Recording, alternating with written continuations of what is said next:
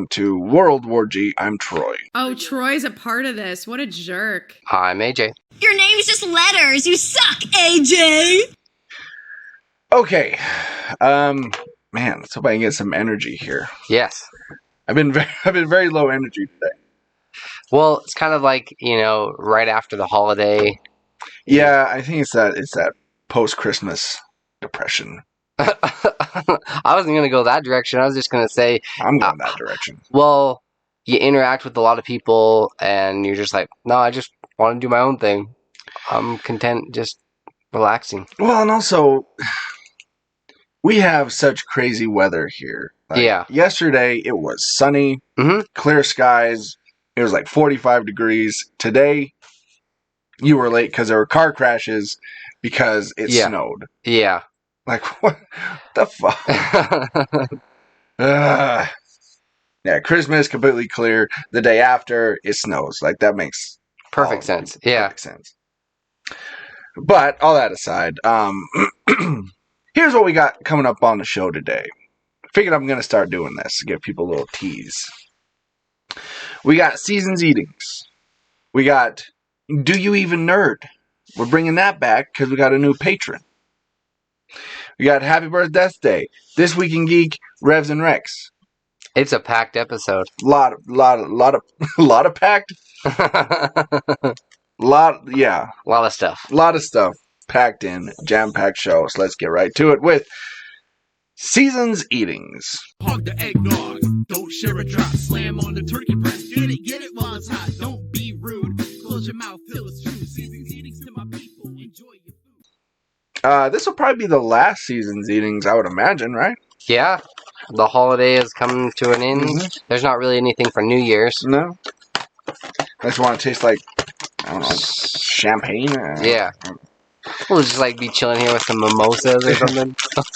Doesn't sound horrible, honestly. So, I was at the grocery store the other day. Yeah. On Christmas? No. Oh, okay. No. This was a few days ago. And I found these. So, the first one is Sugar Cookie Toast Crunch. Okay. I haven't even seen this one, yeah. Me neither. And then, it also had Apple Pie Toast Crunch. What? Yeah. Man. Cinnamon Toast Crunch, General Mills, they're stepping up their game. Cinnamon Toast Crunch, for a lot of people, on a lot of lists I've seen, is the best cereal. Yeah. Yeah. I don't know if I completely agree with that. I mean, it's good. But... Top 10 or so? Oh, yeah. Possibly? Yeah. Definitely top 10. Maybe even top 5, but best of all time, I don't know. That's a little presumptuous. I mean, there are kicks out there, I mean, we live in a world with Frosted Flakes and Captain Crunch. It's... Man, cereal has always been a staple in my life. Yeah, mine too. You're like, I don't feel like cooking anything for dinner. I'll have cereal. Yeah. All right, so this first one is Sugar Cookie Toast Crunch. Just in time for the holidays. Not really, because we're passed out. Oh. Ooh. Wow. That's good.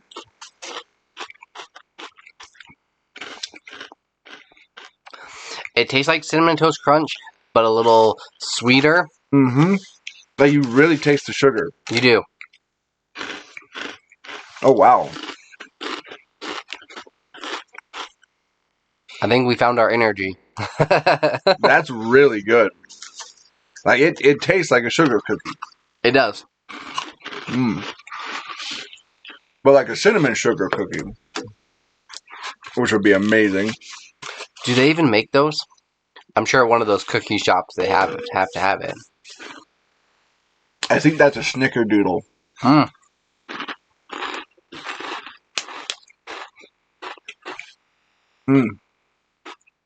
Yeah, that's really good. That actually tastes like a sugar cookie, too. Yeah, that's the perfect way to describe it. Snickerdoodle. Yeah. Snickerdoodle cereal. Yeah, I think so. All right. Well, this apple pie has a lot to live up to. It does.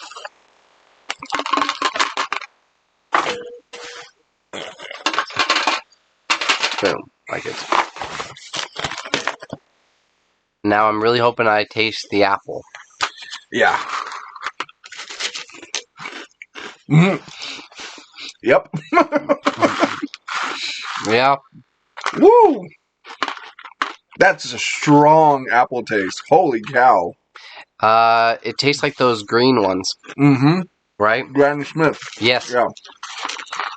Oh, man. But it's not bad though. Mm-mm. Like, what the hell? I might Apple have to and venture. cinnamon? Yeah, I might have to venture out and get me some of this. Woo. This is really good. I was not expecting these flavors to be just like so strong. No. Holy cow. This could cure COVID. Hey, I got my taste back. Well, that's the thing. One, I can taste them, which is nice. Yeah. But two, historically, apple has not been good No. with my COVID nose. I'm trying to think of. Like when we had that Mountain Dew thrashed apple, Yeah. that was gross to me. But that was, oh man. Yeah, I'll be polishing off these boxes in the next couple of days. Oh, for sure. Damn, back-to-back really good ones. Yeah. All right. Out of 5, well, it's the end of the season's eatings season. So out of 5 holiday treats. Yeah. Just go that way. Well, I guess let's do the sugar cookie first. I think I'm probably at a 4. I really enjoyed it. The only reason it's not a little bit higher is it was really sweet. Mm. And I think that, like, I don't know if I would be able to go back for another second bowl. Oh, I could. Really? Oh, yeah. Which is why Daddy's giving it a 5. Oh, snap. Mm-hmm. Wow, that's... So now, apple pie. See, that's where I'm at a 5, dude. Yeah? Yeah. Yeah, me too. That apple pie is really good. Damn, that was a good way to end season's Yep. eatings, yeah. 5 out of 5. Well, for me, anyway. Yeah, same. Yeah. All right. Awesome. Yeah, if you can find those, apple pie and sugar cookie toast crunch, go and get them. Yes. Honestly. Especially that apple pie. Holy cow. Man, that's good. Okay. It's time to play a game that we haven't played in a while, and it's Do You Even Know?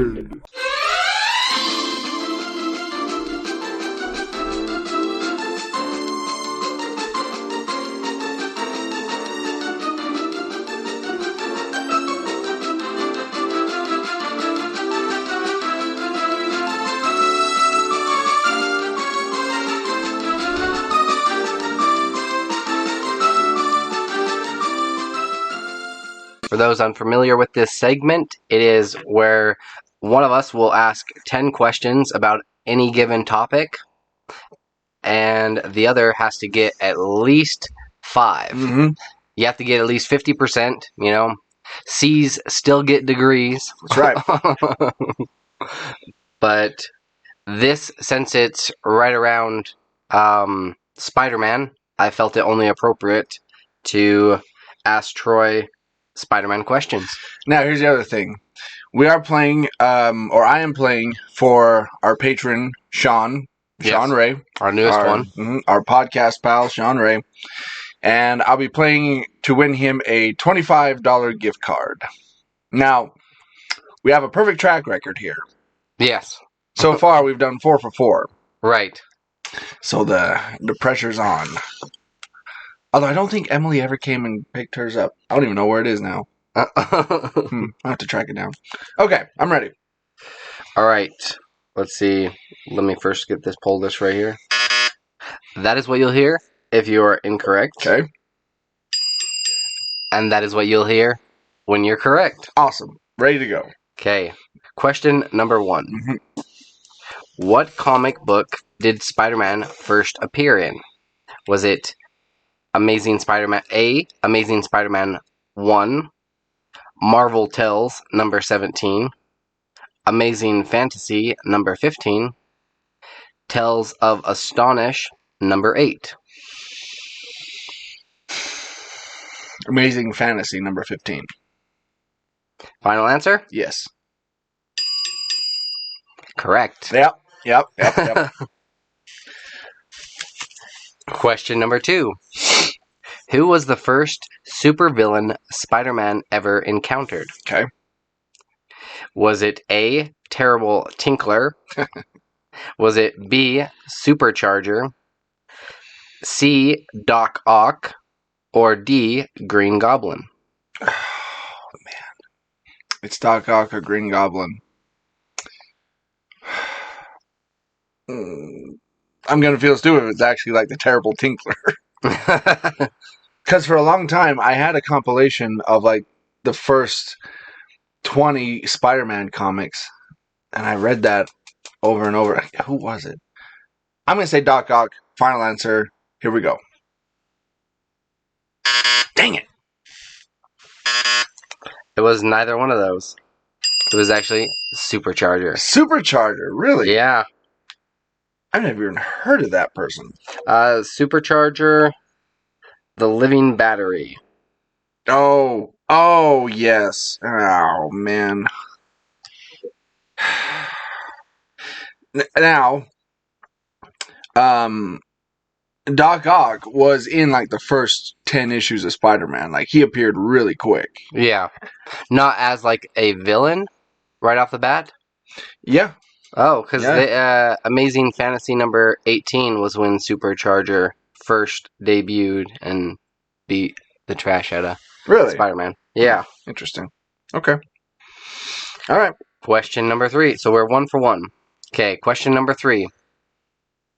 What supervillain kidnapped and murdered Peter Parker's girlfriend, Gwen Stacy? Was it A, Electro, B, the Rhino, C, Doc Ock, or D, Green Goblin?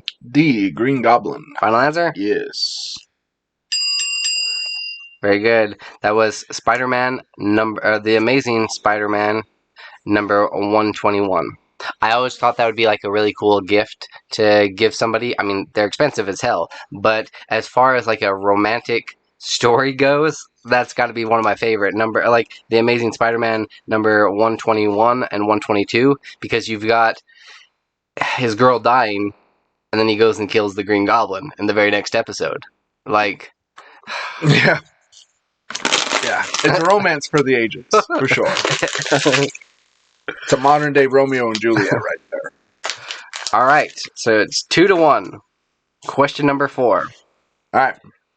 Which character bullied Peter Parker in high school? Flash Thompson. Next. Final answer? Yep. Very good. See, I had to throw in a couple of easy questions here. Sure. Here and there. I mean, I do want our patrons to win. Fair enough. Question number 5. When Spider-Man was first offered membership in the Avengers, he was required to catch what superpowered being as a test? Oh, okay. Was it A, Doctor Doom, B, Kang the Conqueror, C, the Wasp, or D, the Hulk?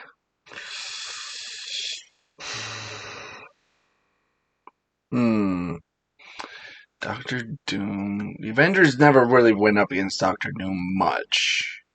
King the Conqueror I could see. I could even see the Hulk, honestly. The Wasp. Why would you throw in the Wasp? Unless that's the actual answer, you're just trying to throw me off. When Spider-Man was first offered membership in the Avengers, he was required to catch what superpowered being as a test? You know what? I'm going to say the Wasp. Spider, Wasp. I'm going Wasp. Final answer? Yes. Oh, was the Hulk? It was. Dang it! Yep. That was my gut answer. That was in Amazing Spider-Man Annual number 3. Yep. Okay. Question number. So it's now what? 3-2. Yeah, I have 3 right. Okay. I need 2 more. Question number 6. What did Spider-Man bring home from the first Secret Wars? Okay. Was it A, a new girlfriend, B, alien flu, C, a keychain, or D, new costume? I believe it was a new costume. I believe it was the black costume.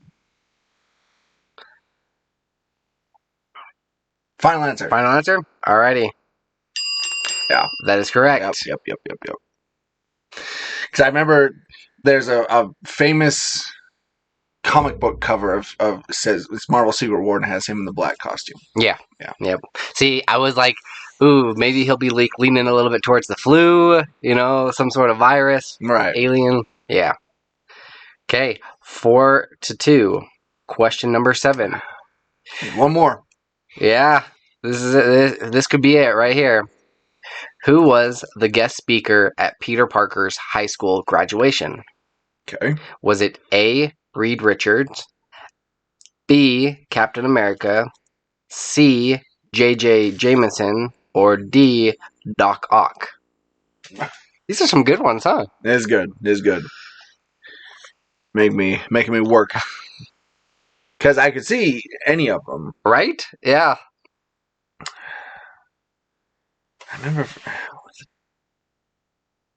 Doc Ock. I'm leaning towards Doc Ock. My gut's telling me Doc Ock. I was wrong. Not going with my gut with the Hulk. So I'm going with my gut this time.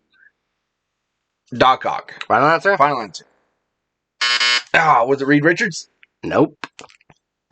It was J. Jameson. J. Jonah Jameson. Yes. Why would they have him speak? That's interesting. Right? Newspaper editor. Okay. All right. That was in Amazing Spider-Man number 28. Okay. Well, I mean, okay, I guess he was over Daily Bugle. Yeah, at the time. Okay. Question number 8. One more. You just need one more. Just be weird though. It'd be like having the owner of like Harmon's grocery store coming to speak at your high school graduation. Yeah. Like, why? Like, why is Dan Harmon here? Perhaps at the time, Spider-Man was big in the news, and that kind of bumped him up as far as like celebrities go. That could be. But yeah, I was thinking, well, could it have been like Captain America? Never know. Okay, question number 8. Yeah. Why did Stanley reject Jack Kirby as the original Spider-Man artist? Okay. A, he missed a deadline. B, he was mad about a baseball game. C, he wanted too much money. Or D, his drawings were too heroic.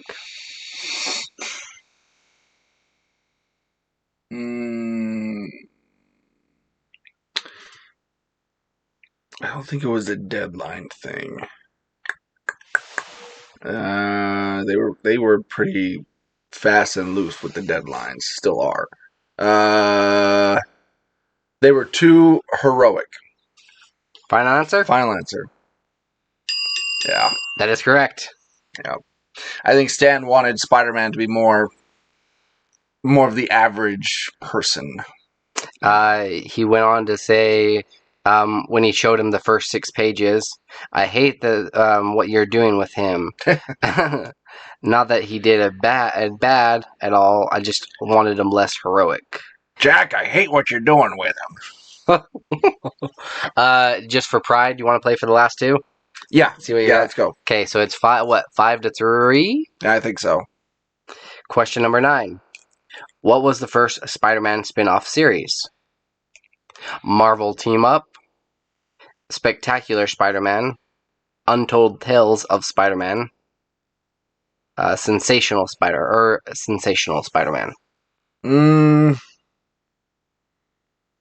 I think it's Marvel Team Up. Ooh. Okay. What was it? Spectacular Spider-Man. Okay. And number 10, what color is Mary Jane Watson's hair? A, blonde. I had, okay, just to play it safe, like to, I'm like, oh, just if we're getting like close to the wire here, you know. A, blonde, B, red, C, brown, or D, black. My goodness, what could it be? What could it be? What could it be? It's red. Yeah. That is correct. Yep. Okay. He based it actually off of Anne Margaret from Bye Bye Birdie. Really? Yeah, Mary Jane's Peter Parker love interest. He took Anne Margaret from the movie Bye Bye Birdie. Okay. The shape of her face and also her red hair. Interesting. Okay. Yeah, I can Kind of see that, I can see it. right? Yeah. Well, there you have it. 6 out of 10. Not bad. Yes. Yeah. Troy knows his Spider-Man. There might be some other reasons that they chose Anne Margaret. Just saying. Wow. Yeah. Yeah. Might be a couple reasons there. 2 really big reasons. Two- They really stand out. They do. They do. All right. Let's get to Happy Birth Death Day.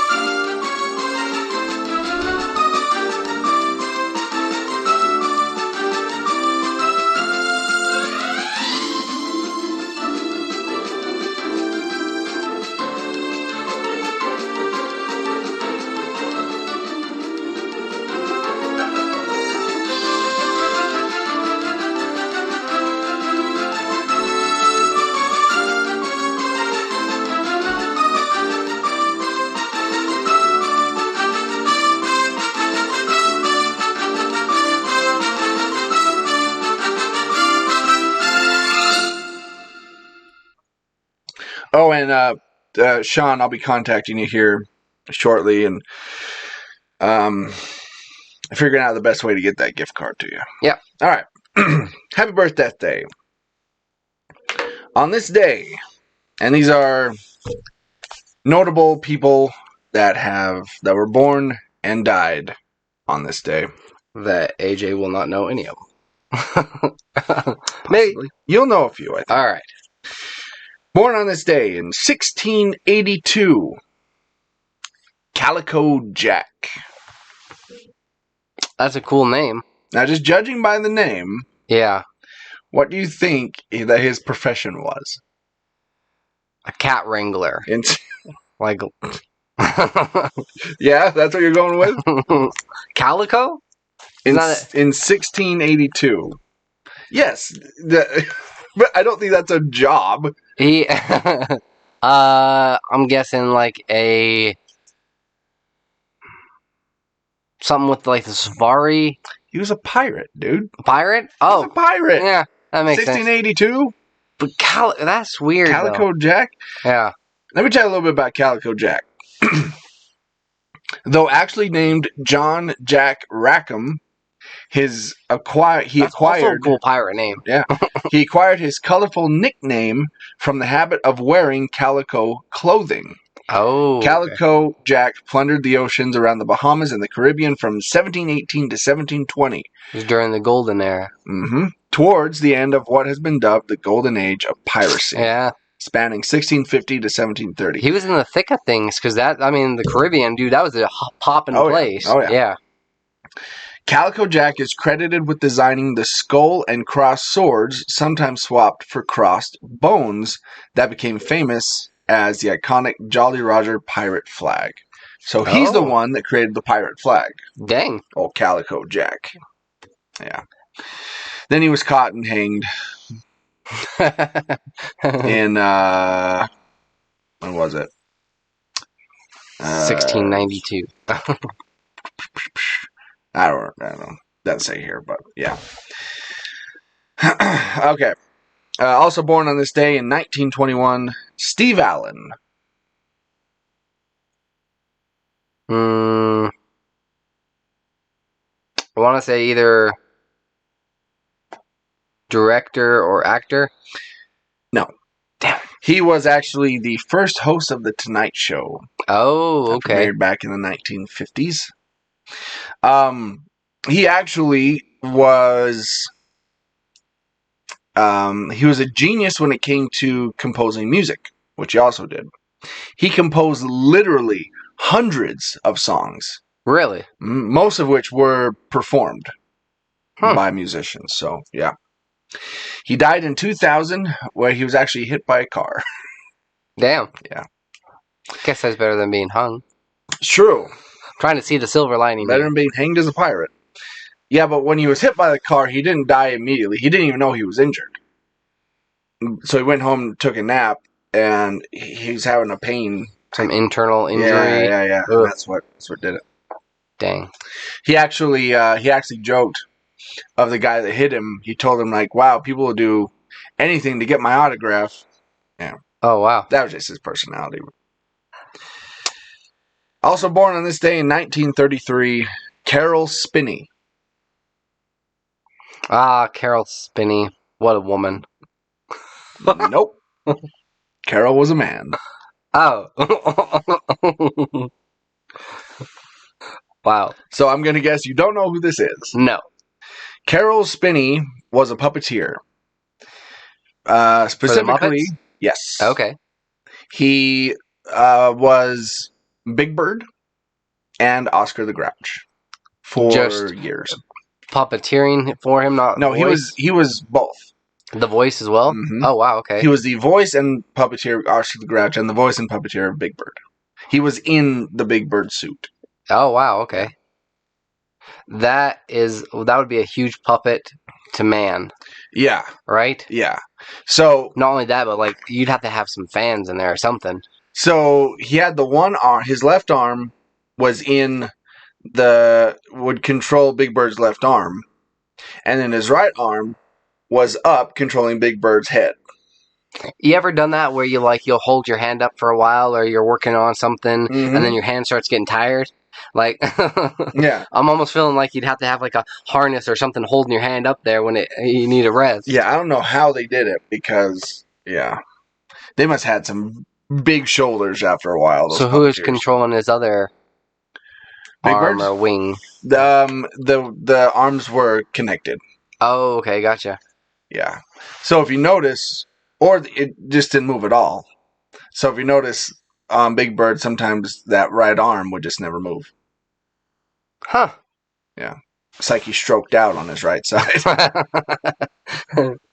Yeah. But apparently, he also had a monitor in the Big Bird suit because he couldn't see. That's like how he was seeing and he was talking and yeah. Yeah, but he did that. That's a lot going on. You know, a lot of the times these voice actors, they'll just have to voice the character and get to sit back and, somebody else animates them. Mm-hmm. But having to do both jobs. Yeah. Yeah, but he loved it though. Yeah. He did that almost right up until his death in 2019. All right. This guy you'll probably know, born on this day in 1971, Jared Leto. Yes, I do. Yeah. 30 Seconds to Mars, as well as an actor. Yep. Joker. Famously a method actor. Mm-hmm. Probably my favorite role with him in it was Dallas Buyers Club. He was good. Yeah. That, I mean, he went all in on that one. He's looking really good with Morbius too. He is. Yeah. Yeah. After watching the trailer, the newest one, I was just like, all right, this could be really it could be good. Yeah. Method actor, like I said, and we'll talk more about method acting here in just a little bit. It does seem like the DC universe is kind of putting something together that could be really Marvel / DC, I mean the Sony universe? The Sony universe, basically, yeah. They're putting together something that could be pretty good with Venom, Morbius, Spider-Man. Yeah. I don't say it's not DC. Yeah. Yeah. Hopefully they don't drop the ball there. But Also born on this day in 1986, Kit Harington. That name sounds so damn familiar. Mm-hmm. I know it. Mm-hmm.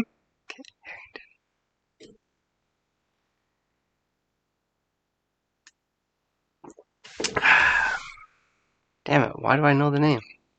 I'm going actor, but Yes, he is an actor. I'm trying to think of roles. He had one very, very famous role. Was it an older movie? No, it was a TV show. Very popular TV show. Can't think of it. You know nothing, Jon Snow. Oh, okay, gotcha. Yeah, he was Jon Snow in Game of Thrones. He was also just recently in the Eternals. Yeah, I think he's gonna play the character Black Knight in the MCU. Really? Yep. Huh.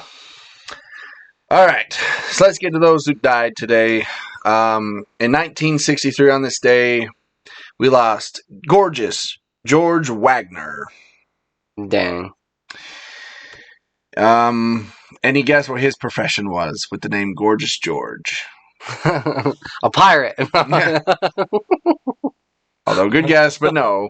I'm afraid in the 1960s, pirating was long dead. I'm going actor. No. Well, in a way. He was a professional wrestler. Okay. Gorgeous George was an American professional wrestler known by the ring name Gorgeous George. His real name was George Raymond Wagner. During the first golden age of professional wrestling in the 1940s to 1950s, Gorgeous George was one of the biggest stars of the sport, gaining media attention for his outrageous character, which was described as flamboyant and charismatic. He was posthumously inducted in the Professional Wrestling Hall of Fame in 2002 and the WWE Hall of Fame as part of the class of 2010. Okay. And that was during the 40s and 50s where people thought that these guys were actually having real fights. Yeah. And so wrestlers had to keep up that persona 24/7. Yeah. Yeah. But without Gorgeous George, we wouldn't get people like Ric Flair or The Rock, these really like larger-than-life flamboyant characters. Yeah. Arrogant, charismatic characters, yeah. All right.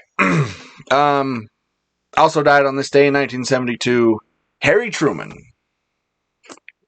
President? Yep. He was the 33rd U.S. president. President when my mom was born, actually. Okay. Also died on this day. Sometimes I like to throw you a bone every once in a while. Like how you had that Mary Jane question. Died on this day in 2004, Reggie White. Thank you so much. Care to elaborate who he was? Damn it. You don't know, do you? It went podcast brain. Oh, come on. Throw me a bone. I thought that was Jared Leto, dude. Like, for sure. Damn it. I am Disappointed? sorely disappointed. I'm sorry.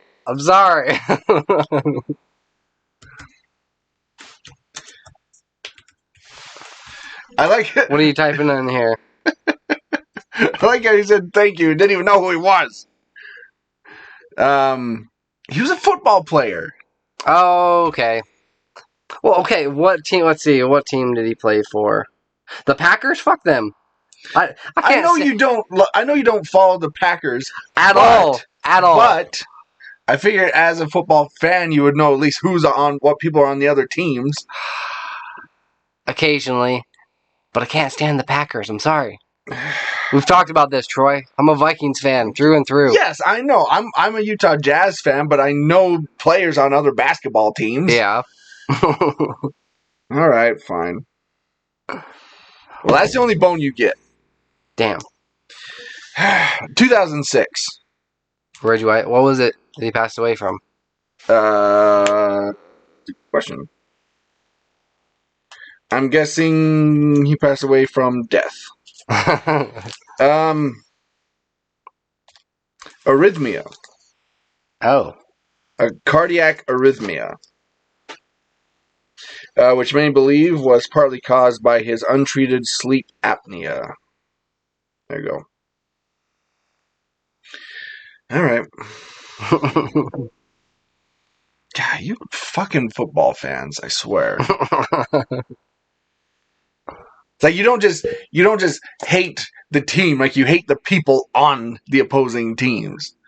And you hate the city that they're from, and it's just yeah. Okay, which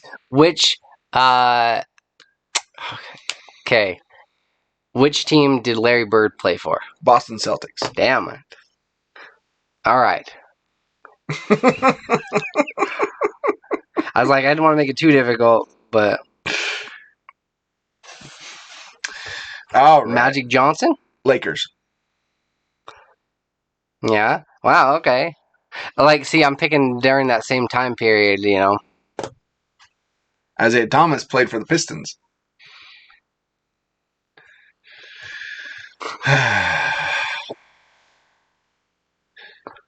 Did I prove my point? I think I proved my point. All right, we still got one more here. 2006. Died on this day, the age of 93, Gerald Ford. Owner of the Ford. No. The president? Yes. Okay. Wow, there's quite a few presidents. 2 presidents died on this day. Yeah. Kind of weird. All right. That's enough of that. That's been Happy Birthday Day. So let's now get to This Week in Geek. This Week in Geek. This weekend. Geek. I've been doing that a lot for some reason. My voice cracks a lot, and I don't know why. Puberty's a bitch. I've been breaking out a lot, too. Maybe I'm going through second puberty. I don't know. Is that a thing? If it is, that's what's happening. So we talked about last week, we mentioned method actors. Right. And talk about method acting and how if you have to go that far into a role that maybe you should just try acting. Maybe not as good as you think you are. But here are 30 method acting moments that went too far. And I'm not going to go through all of them. We'll just go through a few here. Daniel Day-Lewis, the crowned king of modern-day method acting. The list of life-altering experiments Daniel Day-Lewis has undergone in order to relate to his characters is long as the list of characters themselves. The now retired Irish actor caught pneumonia on the set of Martin Scorsese's Gangs of New York because in between takes, Bill the Butcher wouldn't have worn an insulated coat in the 19th century. Didn't they, like, on that set, they had to show somebody's mother a different, like, show or a different movie that he was in to show that he's not a bad guy?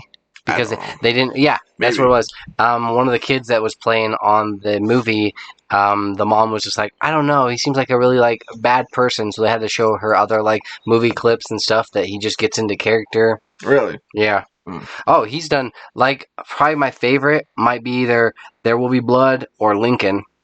Yeah. He was great in those. Yeah.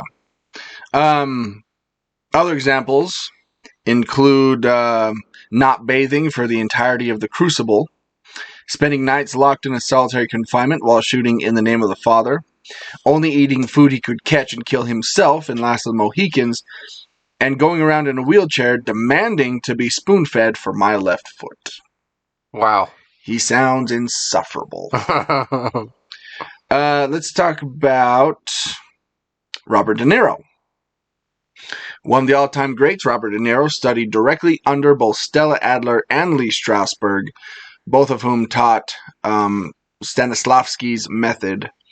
For Raging Bull, De Niro sat at the feet of Jake LaMotta, the Italian middleweight boxer he portrayed. De Niro even participated in 3 fights in the ring himself, in addition to gaining 50 pounds to his then skinny frame. In preparation for Taxi Driver, De Niro went out and worked 12-hour shifts as a real New York cabbie. The actor also gets hung up on the smaller details of a character. He paid a dentist to grind down his teeth for his role as a psychopath stalker in Cape Fear. Wow. I just think that's you don't need to. You just don't need to. Heath Ledger. There are many legends surrounding Heath Ledger's doomed turn as the Joker in Christopher Nolan's The Dark Knight, considering the Australian actor died directly after filming. But in separating fact from fiction, it's clear that Ledger did take the role seriously, locking himself away in a London hotel for a month and scribbling out daily diary entries as the Cape Crusaders' arch nemesis.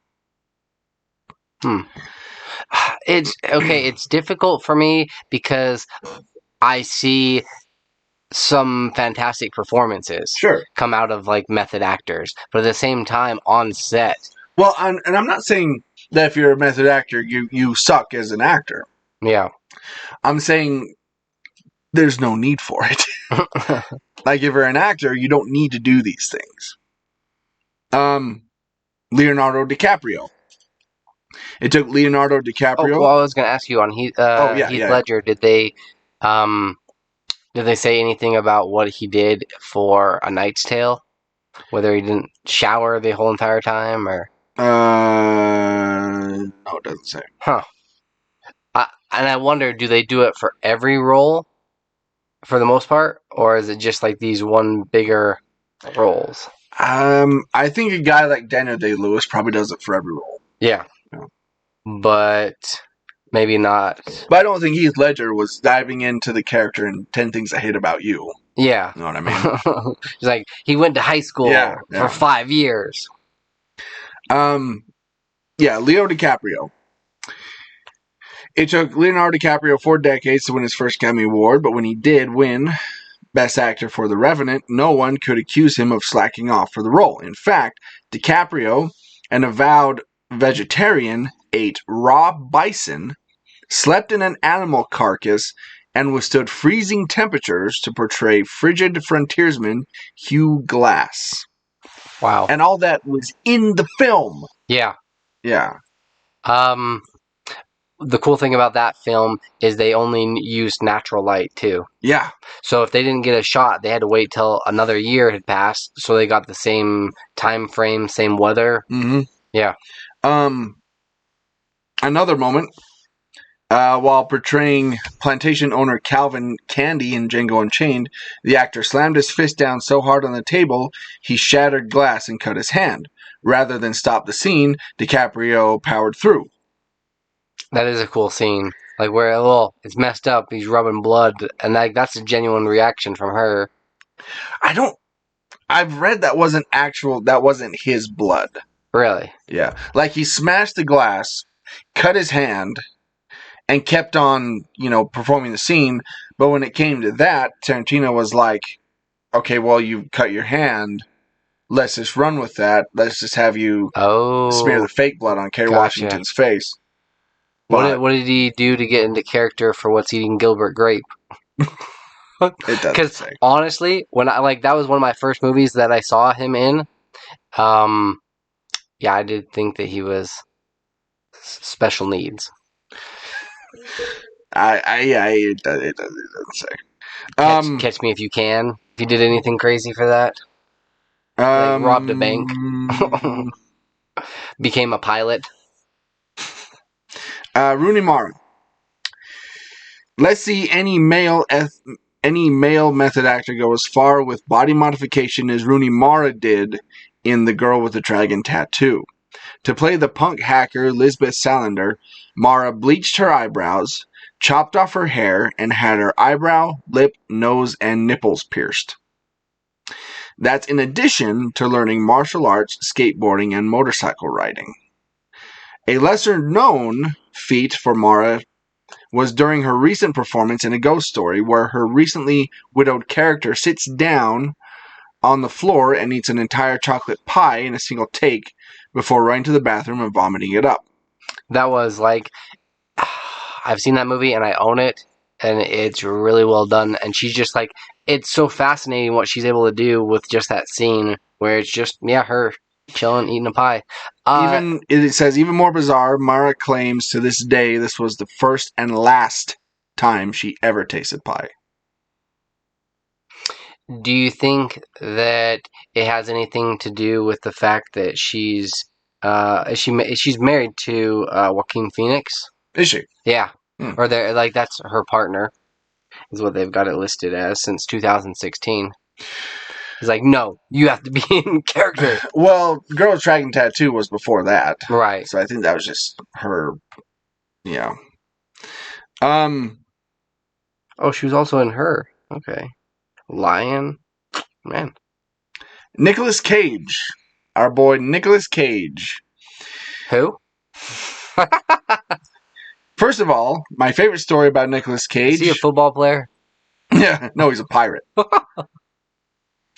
Nicolas Cage going method is from the 80s dark comedy Vampire's Kiss. The scene called for his character, a rich New York book agent who believes he's turned into a bloodsucker to devour a cockroach. Note, the director planned on swapping out the live critter for a fake, edible prop, but Cage insisted on eating the real thing. And twice. And that's only the beginning. Honestly, Nicolas Cage's career is littered with strange methodology. From the weird high-pitched voice he affected in his first role in Peggy Sue Got Married, to having 4 of his own teeth pulled for Birdie without anesthesia. What in the hell? All right. Yeah, let's go to Dustin Hoffman. Yes. It takes work to piss off a consummate professional like Meryl Streep, but Dustin Hoffman is nothing if not committed. To get the performance he thought was necessary for her character in Kramer vs. Kramer, Hoffman taunted Meryl, who played his ex-wife during a contentious divorce, about her recently deceased boyfriend, and slapped her in the face right before a scene. Wow. Again, you don't need to do that. No. But Hoffman is equally brutal on himself. During shooting for Marathon Man, Hoffman had a scene where his character had been awake for 3 nights in a row. When his co-star Sir Laurence Olivier asked how he prepared, Hoffman admitted that he himself hadn't slept for the last 17 hours, which Olivier said, "My dear boy, why don't you just try acting?"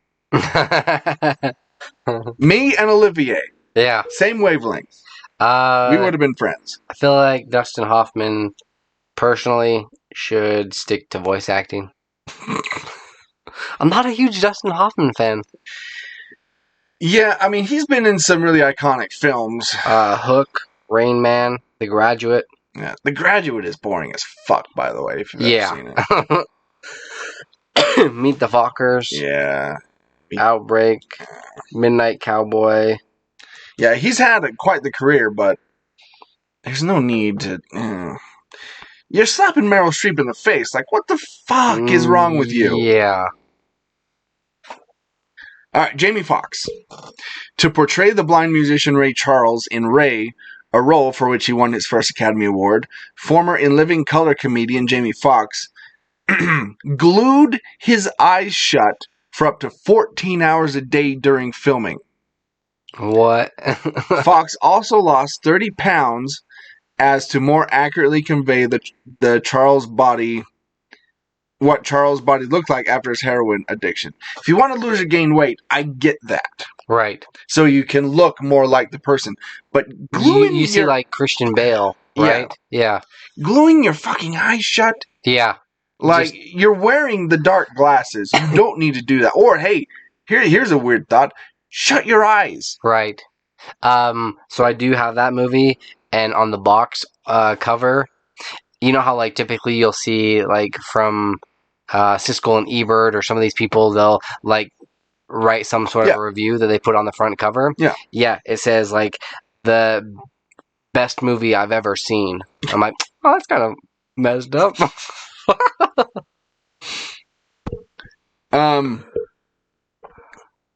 Let's see. Oh, Gary Oldman. Okay, I do get not gluing your eyes, but as far as like closing them, because then you just have to kind of like listen to what direction they're coming from, and it would look more authentic. Sure. Right? So that you're like, okay, you're maybe just a little bit off of where the voice is actually coming from.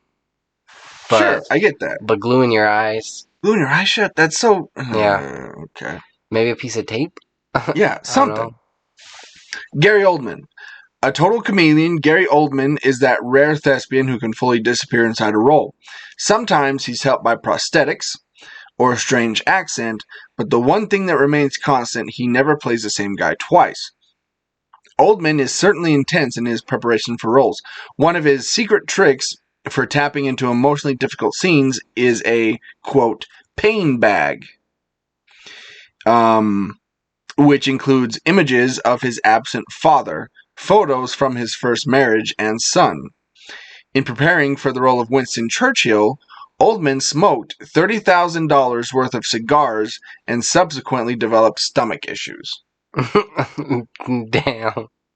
What did he do for Commissioner Gordon? He actually became a police commissioner and hunted down vigilantes. Here we go. Here's your boy, Shia Labeouf. Aw, yeah. The auteur celebrity Shia Labeouf dropped acid in Charlie Countryman to understand the effects of the drug on his character. For his role as a WW2 soldier behind enemy lines in 2014's Fury, Labeouf pulled a number of extreme stunts, including pulling out his own tooth and refusing to shower for weeks on end. Brad Pitt confronted the actor about his distracting odor. That's just the tip of the Labeoufian iceberg. To play an illegal alcohol purveyor during Prohibition for Lawless, Labeouf kept himself drunk on moonshine throughout the shoot. To land starring role in Lars Van Trier's Nymphomaniac, the former child star submitted not an acting reel, but his own sex tape. What? Yeah. I do like a lot of his movies. Okay, listen to these though, Troy. Disturbia, Fury, Peanut Butter Falcon, Holes, Lawless, Wall Street, I, Robot, The Greatest Game Ever Played. Yeah. The dude, I mean, he can act. And again, I'm not saying that these people can't act. No, I understand that. I'm just saying these methods are so extreme that they're not necessary. They're not. They're really not. Yeah, but there's a lot of others. I mean, they talk about Edward Norton, Anne Hathaway, Val Kilmer, Jared Leto, who we were talking about before, Natalie Portman, Christian Bale. Yeah, so if you want to go read this, head to collider.com. You can find it there. That is pretty fascinating what they do. Not necessary, but... Not necessary, yeah. No. So, from celebrities to more celebrities, Spider-Man No Way Home producer Amy Pascal admits that she once told Tom Holland and Zendaya that dating one another would be a bad idea. In an interview with New York Times, Pascal said she had the same conversation with them both. I took Tom and Zendaya aside separately when we first cast them and gave them a lecture. Don't go there. Just don't. Try not to, she said. I like how it's just like, do not, okay, just try not to. Try not to. Yeah, if you can help it. Try not to ravage each other's bodies, please. This might seem extreme, but there is a track record for Spider-Man and their films and their counterparts. Tobey Maguire and Kirsten Dunst dated after playing Spider-Man and Mary Jane. Andrew Garfield and Emma Stone, who also played Peter Parker and Gwen Stacy in The Amazing Spider-Man, she gave that same exact lecture to them as well. And they all ignored me, she claimed. I mean, it would be difficult because you're on set with this person and you're asked to do maybe not intimate scenes, but you get a bond. Yeah. You know, you grow close together. And when that's the only person that you're really seeing 24/7, well, not 24/7, but you're seeing a lot of your life, it's difficult not to kind of I get it. start to develop feelings for him. I get it. And that's why a lot of those Hollywood relationships break up, is because of that exact thing. Their partners are spending all this time on set with this other person, and they start to grow a relationship and a bond. And, sometimes they do have intimate scenes, love scenes. Other times they're just making out all the time. But yeah, like one more take. Yeah. I mean, I get it, but do you think you personally would be able to, say you were dating a celebrity, and then she had to do some intimate scenes with like somebody else? Well, even in my own limited acting career, when I was married, I got this performance in Salt Lake in this black box theater where my character was dating this other woman, and I had to kiss her. Right. And, I kiss her while we were rehearsing, kiss her during, I kiss her a lot. Right. But I never, developed feelings for her. Right. Yeah. Yeah. I mean, I thought she was attractive, and we had fun, but performing together, but nothing ever happened. Came of that.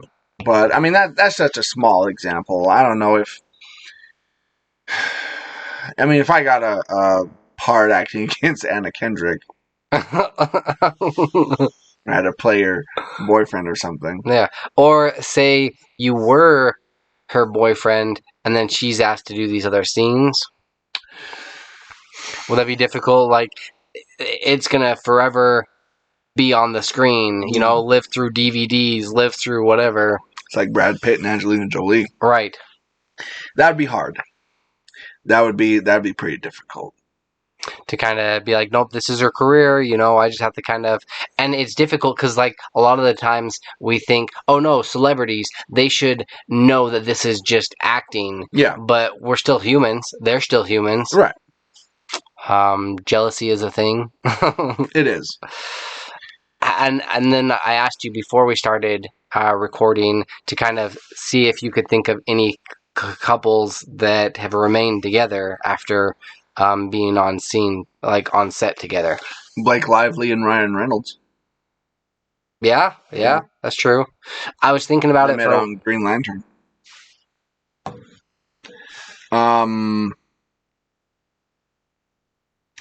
Ashton Kutcher, Mila Kunis. That's true. So So it can work. Eva Mendes and Ryan Gosling. I would say I'm just pulling them out of my ass, but I actually have a list right here. Yeah. Daniel Craig, Rachel Weisz.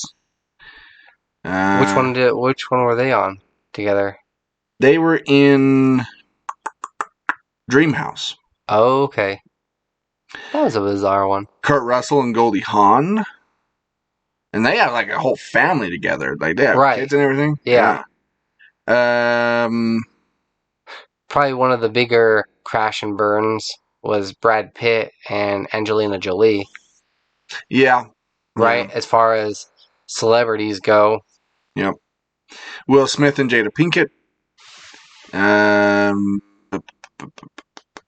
Which I thought for sure, not gonna lie, I thought for sure they were gonna break up. Only because that whole stuff that went down with Will Smith and Margot Robbie acting together. Well, from what I've read, those two have a fairly open relationship. Right. Pretty open marriage. So. Here you go. Speaking of Kit Harington and Rose Leslie, who played Ygritte on Game of Thrones. They're still together. Really? Mm-hmm. Yeah, so it can work. Freddie Prinze Jr., Sarah Michelle Gellar. Because they both understand the industry. Yeah. Right? And if you're totally devoted to that person, like it shouldn't, and if you understand that you're just acting, that it's just a job, and you don't let yourself, become that character, Daniel Day-Lewis, then you should be fine.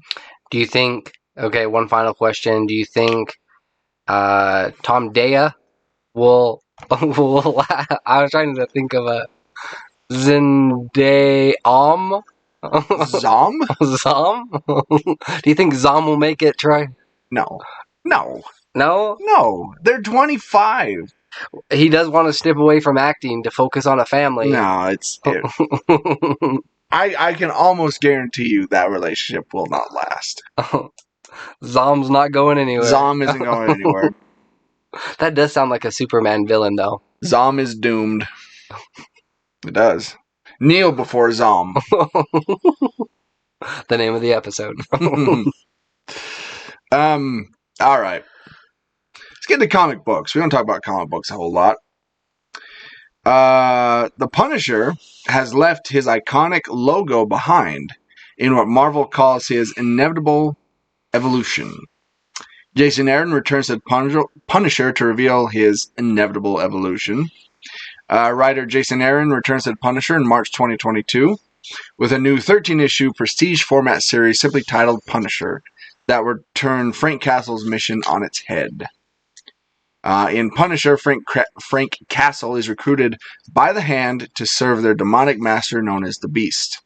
Thanks to his unparalleled skills at murder, as part of Frank's time as a Hand's warlord, he'll wear a new logo, don new armor, and take up a sword, in line with the Hand's ninja style. I was looking at his new get-up with the horns, the skull and the horns. Yeah. It's okay. I'm hoping it's only for a limited run.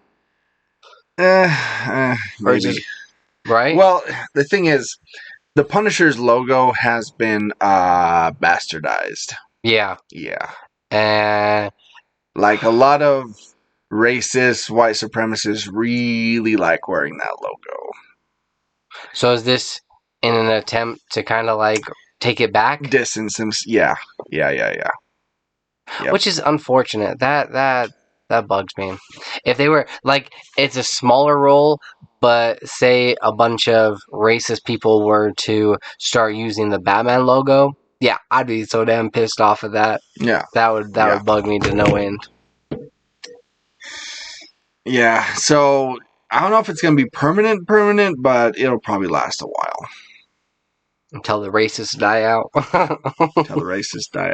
Which, historically, they just never go away.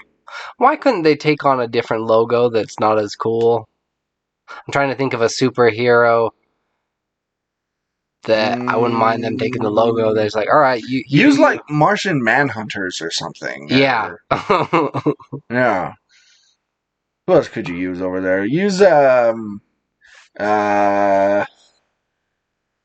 Blue Beetle or Booster Gold, or why you gotta take these bigger ones?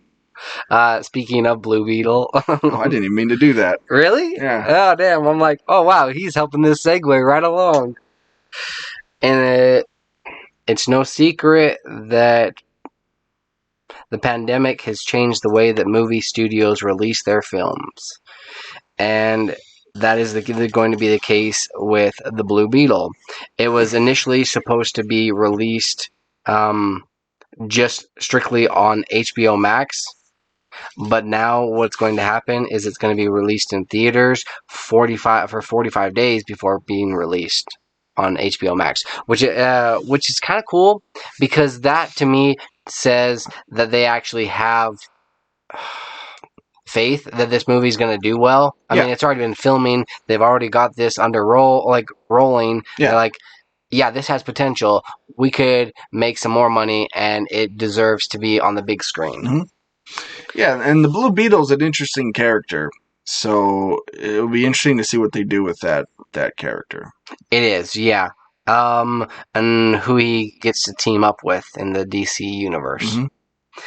Mm-hmm. It's supposed to be coming out in, they haven't put an exact date, but it's going to be 2022. I would guess probably in like the summer. Yeah. For sure. I really hope that they nail the costume. Me too.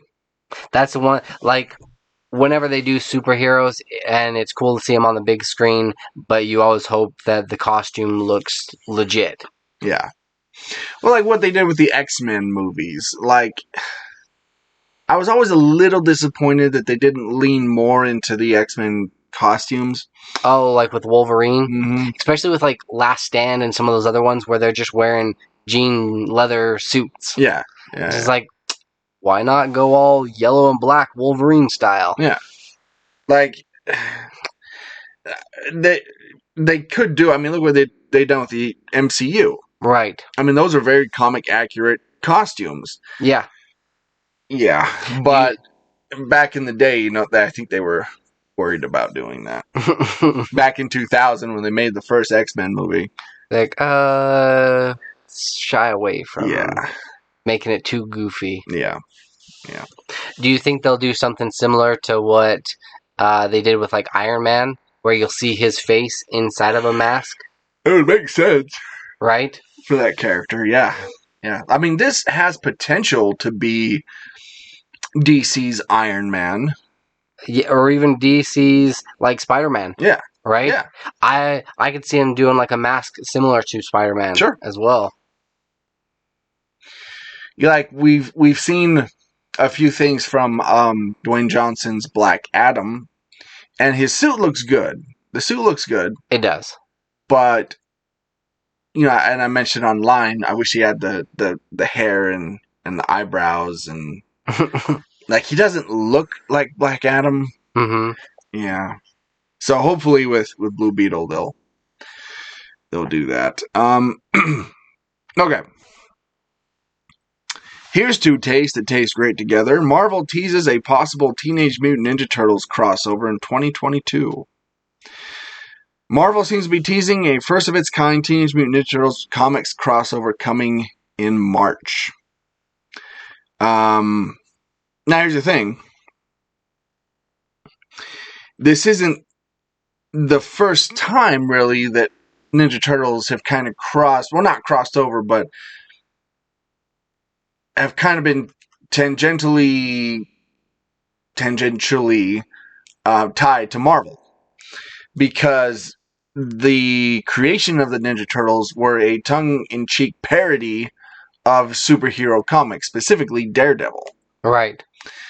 The same stuff that blinded Daredevil is the same stuff that changed the Baby Turtles into Ninja Turtles. Yeah. Daredevil's mentor is Stick. Their mentor is Splinter. Daredevil fights the hand. They fight the foot. Yeah. You see these parallels. Yeah. And so I'm guessing that if they're going to cross over with anybody, it would be Daredevil, and that would be awesome. That would be pretty damn awesome. And I do feel like did you finish Hawkeye? I did. Series? Okay. I did. With Hawkeye and with Spider-Man and everything else, Daredevil's getting some popularity. He is. Yep. Right? Yep. I'm trying to keep it spoiler free, but yeah, I foresee good things here with Daredevil. Yeah. Yep. All right. That'll do it for this week in Geek. So let's get to our Revs and Recs.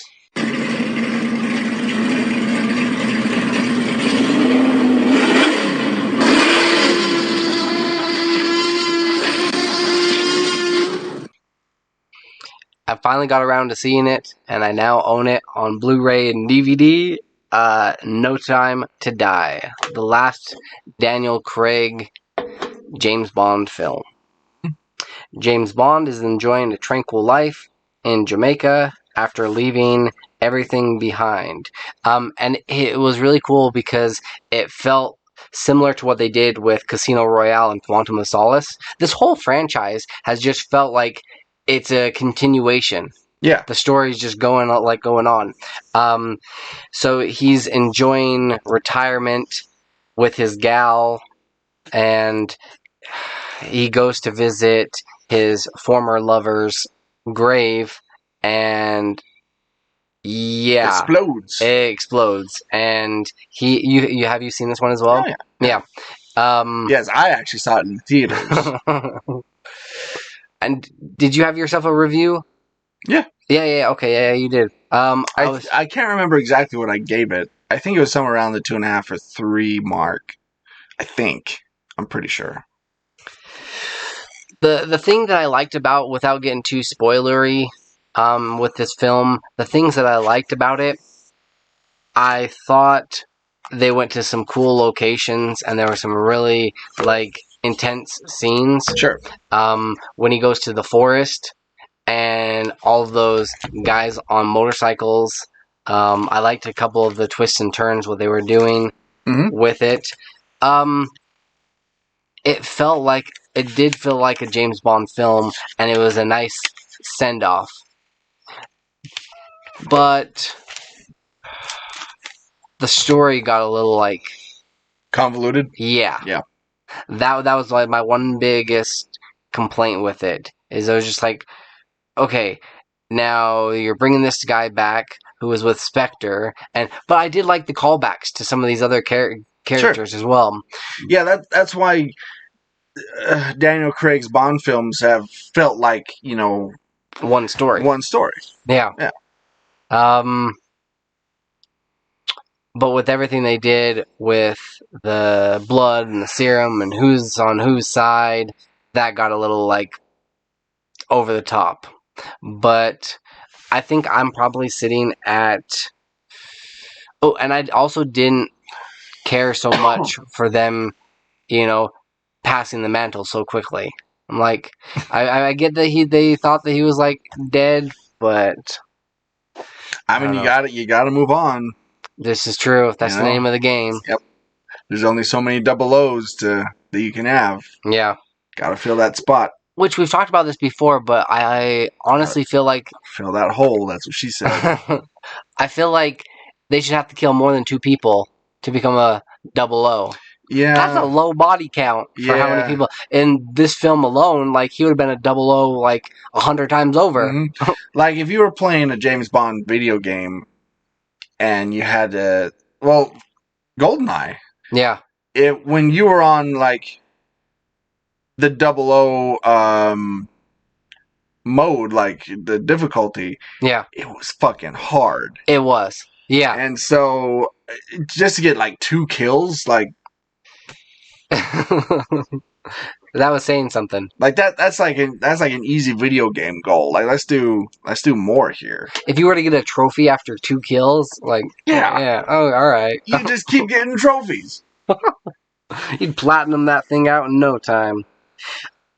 Out of 5, I'll just go with out of 5 bombs. Ooh, I did like some of the tech. I like that they brought back some of the tech as well. That magnet suit. Yeah. That was kind of cool. Yeah. Those guys going in there. And it did feel like Bond had a few more gadgets up his sleeve, whether it was the watch or even the vehicle. Yeah. So out of 5 bombs, I think I'm sitting at, probably a 3. Yeah, I think it's somewhere in the middle. Still, Casino Royale holds a special place in my It's so good. In my heart. It's so good. And yeah, the other ones are kind of... Oh, I did like Skyfall a lot as well. Yeah, Casino Royale and Skyfall are probably my 2 best favorites. films. Yeah. And then the other ones are kind of just somewhere in the mix. Yeah. Okay. All right. Oh, I also saw a film. Yes. This was on Amazon Prime. I saw Being the Ricardos, which I've been looking forward to for months now. So this stars Nicole Kidman and Javier Bardem as Lucille Ball and Desi Arnaz. And the whole film takes place in the span of 1 week of production of I Love Lucy. And during that, you get to see... It's based off a true story. There was a lot of drama that happened around Lucille Ball, whether or not she was a communist or not. Yeah. Because it was the 50s and that was the witch hunt back then. And so they were dealing with that during that week. There's also a bunch of other stuff they were dealing with. Like everything, all this shit just kind of happened in this one week, and that's where the film is based on. But during this, you get flashbacks to when, like, Lucy and Desi met, or when they first came up with the idea of I Love Lucy, or, you know, certain moments in her career. Yeah. Which I thought was cool. And yeah, and then the movie ends with them putting on the show. What I'll say, I'm a fan of I Love Lucy. I love that TV show. It's one of my favorites of all time. And Nicole Kidman destroyed this role. I mean, Knocked it out of the park? Knocked it out of the park. Completely killed it. Really? Oh, yeah. She was... She looked the part? Gone in this role. Like, you couldn't tell that was Nicole Kidman. She sounded like Lucy. She looked like Lucy. It was amazing to watch. Wow. I said on Facebook, she needs to be nominated for this role. Yeah. She is so good. Javier Bardem is also good, but his role... He's very limited in what he's doing because he's a Spanish guy playing a Cuban guy. And so he really leans into the accent, which is kind of hard to understand him at times. But he's still good. Don't get me wrong. It's Javier Bardem. Of course he's going to be good.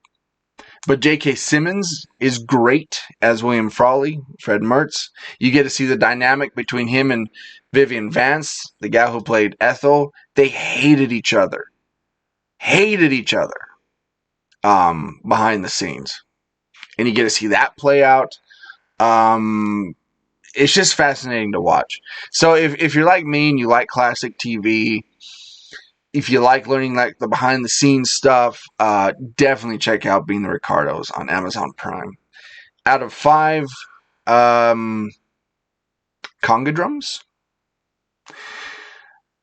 I gotta give it a 4. Yeah. I'm sitting at a 4. Okay. Wow. Yeah. After your review on Facebook, I did want to check it out. I went to Amazon Prime right then and there and put it on my watch list. Yeah? Yeah. So I'll be checking it out. Watched I Love Lucy a ton? Okay. Not a ton. I used to watch it with my grandparents, and I watched quite a few episodes. Okay. I've probably seen, I would say altogether, over half of all the episodes. Okay. So you are familiar with the show then? Yeah. So, okay. Do you have to have a basic kind of knowledge? Not really. I think you'll enjoy it more if you do. Right. Because there are also parts where the writers are pitching ideas for future episodes. Mm-hmm. And so you see in Lucy's mind, she starts thinking about what these episodes are going to look like. And so you see Nicole Kidman in these iconic like episodes, like the grapes. Yeah. Yeah, that's that scene, and there's a few others. And so yeah, if you have a knowledge of the show, you'll appreciate it more. Okay, yeah. Fair enough. Yep. One final film that I did see, The Card Counter. This came out in 2021. It stars Oscar Isaac, Tiffany Haddish, Ty Scheller, Willem Dafoe. Like, it had a fantastic cast. Good cast, yeah. Yeah. Minus Tiffany Haddish, but yeah.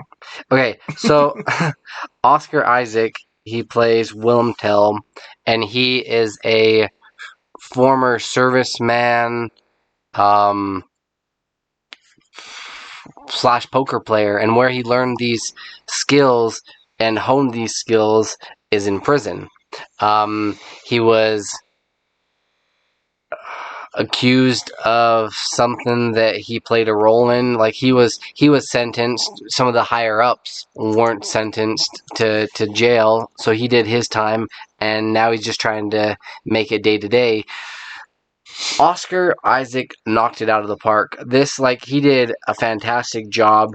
Whether he was and where he really shined was on the casino table when he's playing some what was it, Texas Hold'em. Mhm.